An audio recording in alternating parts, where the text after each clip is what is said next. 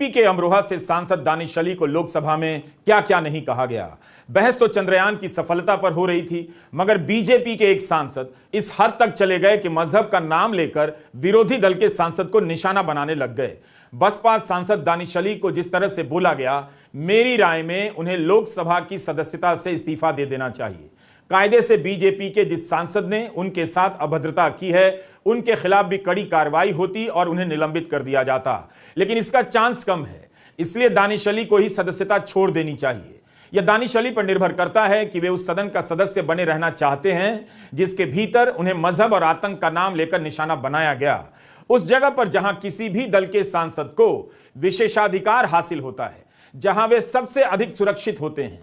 मगर बीजेपी के सांसद रमेश बिधूड़ी ने आतंक और धर्म से जोड़कर दानिश अली को जो कहा है, उससे साफ है कि कम से कम भावनात्मक रूप से दानिश अली वहां पर बहुत ज्यादा सुरक्षित नहीं लगते।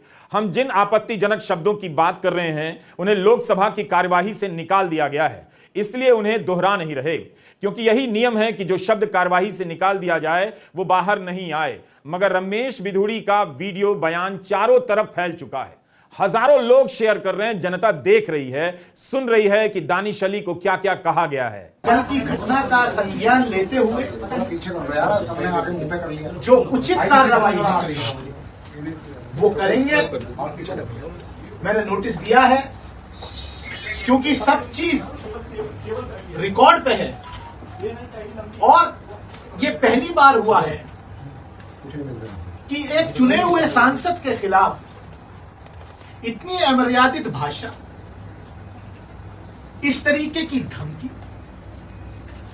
मैं पूछना चाहता हूं, क्या आरएसएस की शाखाओं में, क्या प्रधानमंत्री नरेंद्र मोदी जी के नए भारत की प्रयोगशाला में कैडर को यही पढ़ाया जाता है? जिस तरीके का कल दुनिया की लोकतंत्र की, we are mother of democracy according to honourable prime minister and we are proud of it. उस मदर ऑफ डेमोक्रेसी के टेंपल में एक चुने हुए सांसद के खिलाफ जिस तरीके के अल्फाज, मुल्ला, कटवा, आतंकवादी, उपद्रवी, ये क्या है? इस देश में हो क्या रहा है? ये हो क्या रहा है? रूह भी कांप जाती है वो अल्फाज सुन के। मैं रात भर सो नहीं पाया, दिमाग की नस फटने को तैयार थी है मेरी। मैं इंतजार कर रहा हूं कि मैं करूं तो करूं क्या, जब मेरे जैसे चुने हुए व्यक्ति की स्थिति आज इस देश में यह है, तो एक आम आदमी की स्थिति क्या होगी? मुझे उम्मीद है कि मेरे साथ न्याय होगा। आदरणीय स्पीकर साहब कार्रवाई करेंगे, नहीं तो मैं भरे मन से इस सदन को भी छोड़ने पर विचार कर रहा हूं, क्योंकि ये एक सभ्य समाज में बर्दाश्त नहीं किया जाता। दानिश अली आहत हैं, आक्रोशित हैं, पर उन्हें विचार नहीं करना चाहिए, लोकसभा से इस्तीफा दे देना चाहिए। यह मेरी अपनी राय है। जिस सदन में एक सांसद ने उन्हें इस तरह की बातें कही हैं, उन बातों ने दानिश को सदन के लिए वैसे ही पराया कर दिया है, हमेशा हमेशा के लिए। लंबे समय से राजनीति में दानिश अली हैं। 2019 में बसपा के टिकट पर यूपी के अमरोहा से चुनाव जीते, पहली बार सांसद बने। बसपा में आने से पहले लंबे समय तक जनता दल सेक्युलर में रहे और एचडी देवेगौड़ा की पार्टी में काम करते रहे। संसद में इनकी भागीदारी का ट्रैक रिकॉर्ड शानदार मालूम पड़ता है। पीआरएस के रिसर्च से पता चलता है कि सदन के भीतर दानिश अली का रिकॉर्ड बेहतरीन है। संसद के अधिकतर सत्रों में इनकी उपस्थिति 100% रही है और औसत उपस्थिति 98% रही है। इन्होंने 139 डिबेट में हिस्सा लिया है और कुल 191 सवाल पूछे हैं।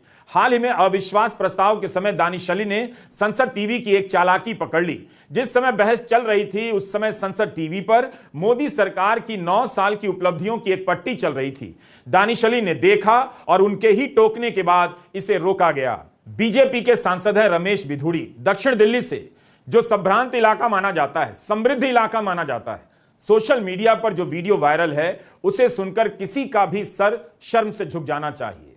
दानिश अली ने बताया कि वे इतने आहत हो गए कि रात भर नींद नहीं आई। जाहिर सी बात है, सड़क पर दी जाने वाली गालियां, सांप्रदायिक नफरत से भरे शब्दों को लोकतंत्र के मंदिर में दोहराया जाए, उसमें आस्था रखने वाले किसी भी नागरिक की नींद उड़ ही जानी चाहिए। दानिश अली ने लोकसभा अध्यक्ष को एक पत्र लिखा है। इस पत्र में लिखा है कि रमेश बिधूड़ी ने मेरे खिलाफ गंदे से गंदे शब्दों का इस्तेमाल किया जो लोकसभा के रिकॉर्ड का हिस्सा है। उन्होंने मुझे मुल्ला, उग्रवादी, आतंकवादी आदि कहा है।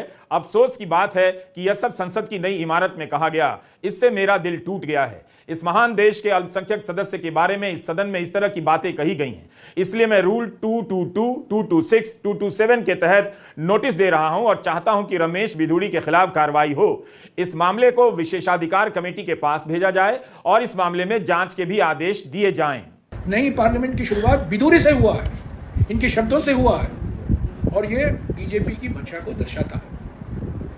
ये बिधूड़ी जो कह रहे हैं ये बीजेपी की मंशा। मैं रक्षा मंत्री का खुद बहुत आदर करता हूं, सम्मान करता हूं। उनकी मजबूरी थी, उनको उठना पड़ा, उन्होंने माफी मांगी। पर मैं जरूर ये मांग करूंगा कि इस सांसद के खिलाफ बड़ी कार्रवाई करनी चाहिए। आम आदमी पार्टी के 2 सांसद राज्यसभा में सस्पेंड हुए हैं, राघव चड्डा और संजय सिंह, क्योंकि वो नारे लगा रहे थे, वो प्रोटेस्ट कर रहे थे और उनको सस्पेंड किया गया। और बिधूड़ी ने जो भाषा का इस्तेमाल किया है, मैं समझता हूं ये एक फिट केस है सस्पेंशन के लिए और इनके खिलाफ कड़ी से कड़ी कार्रवाई की जानी चाहिए। कांग्रेस ने भाजपा सांसद रमेश बिधूड़ी को निलंबित किए जाने की मांग की है। राजद नेता लालू प्रसाद यादव ने भी दानिश अली के साथ हुई इस घटना की निंदा की है।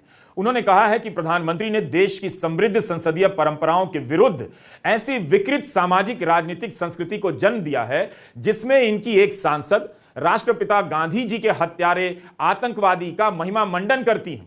पीएम के इशारे पर एक बीजेपी सांसद पार्लियामेंट के अंदर विपक्ष के एक सांसद के लिए जिस अमर्यादित, असंसदीय और तुच्छ भाषा का प्रयोग कर रहा है वह घोर आपत्तिजनक, निंदनीय एवं लोकतंत्र व समाज के लिए चिंताजनक है। यह इनका अमृतकाल नहीं बल्कि विषकाल है। दानिश अली का आक्रोश समझ आता है, उनकी बेबसी भी समझ आ रही है। उम्मीद है देश को यह बात समझ आएगी कि एक सांसद को मुसलमान होने के कारण अब सदन के भीतर भी वही सुनना पड़ता है जो सड़क पर आम लोगों के बारे में कहा जा रहा है। आपके घरों के रिश्तेदारों और हाउसिंग सोसाइटी के व्हाट्सएप ग्रुप के अंकल आंटी ने इस समाज की सुंदर संस्कृति को बर्बाद कर दिया है। इन सभी से आप दूर रहिए और सावधान भी रहिए। क्या हम इसलिए चुन के आते हैं? क्या देश को आजादी इसलिए दिलाई गई थी?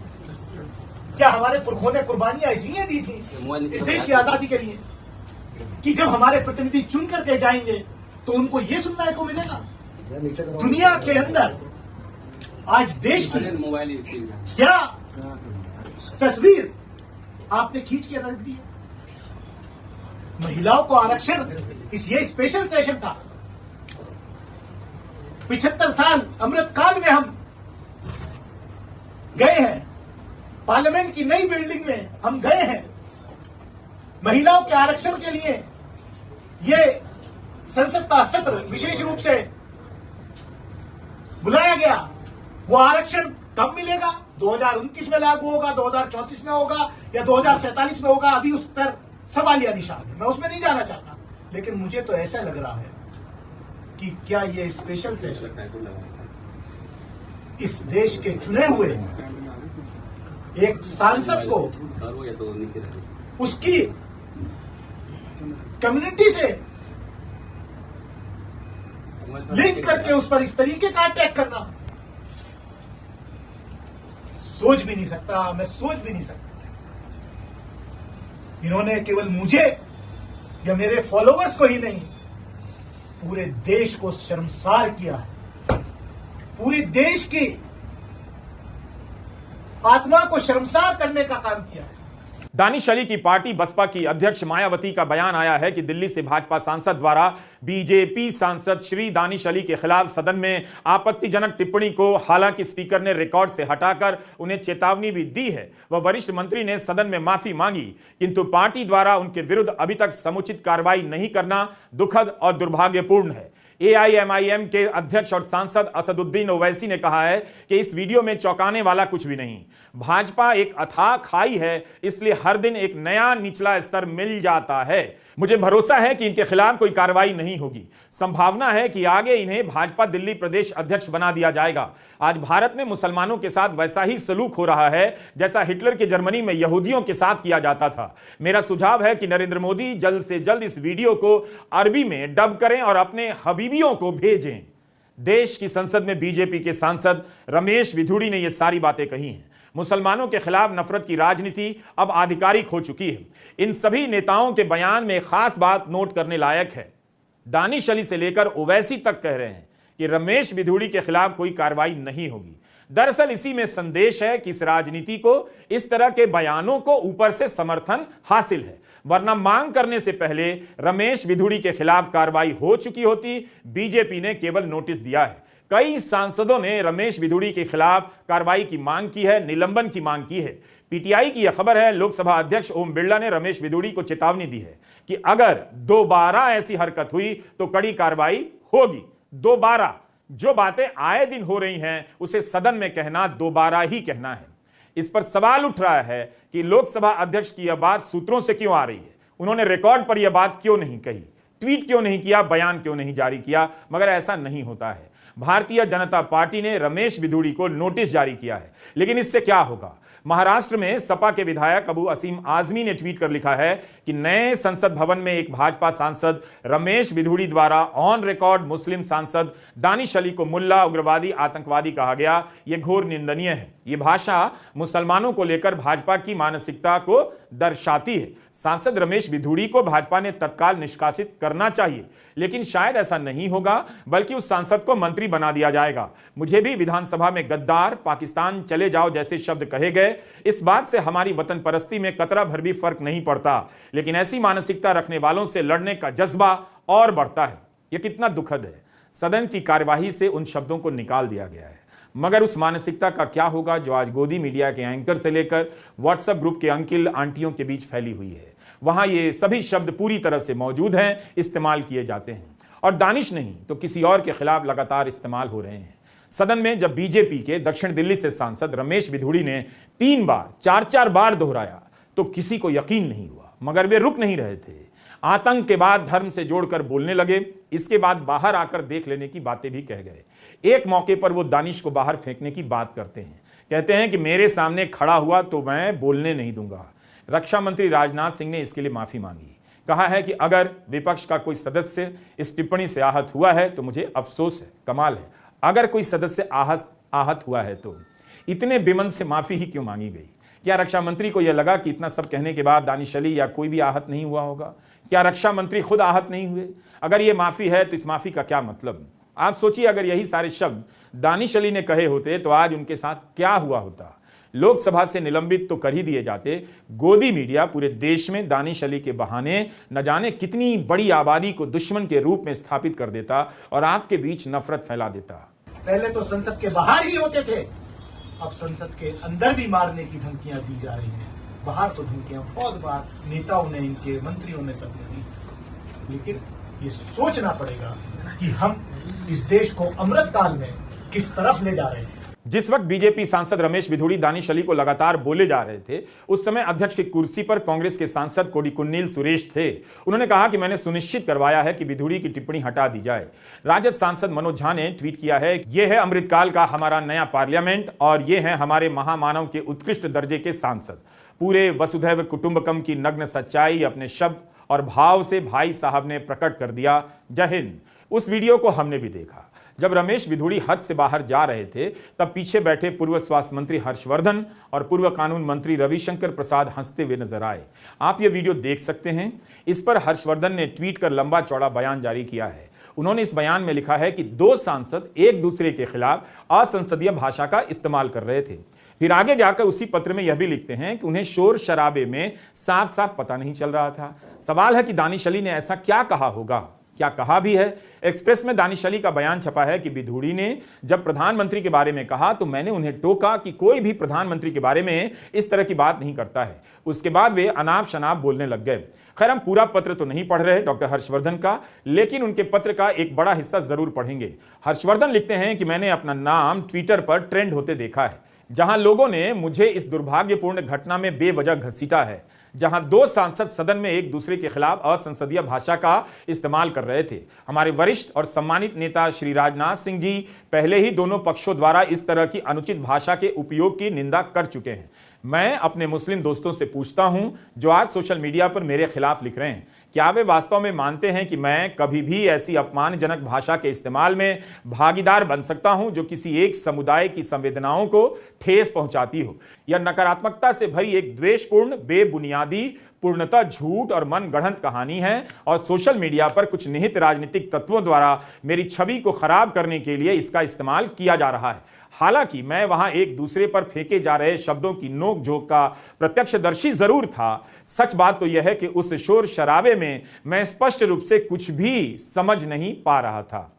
हर्षवर्धन के पत्र का पूरा हिस्सा हमने नहीं लिया, मगर इसमें वे विस्तार से बता रहे हैं कि कैसे चांदनी चौक की ऐतिहासिक गलियों में फाटक तेलियान, तुर्कमान गेट में पैदा हुए, यहीं पले बढ़े, अपने मुस्लिम दोस्तों के साथ खेलते हुए बड़े हुए।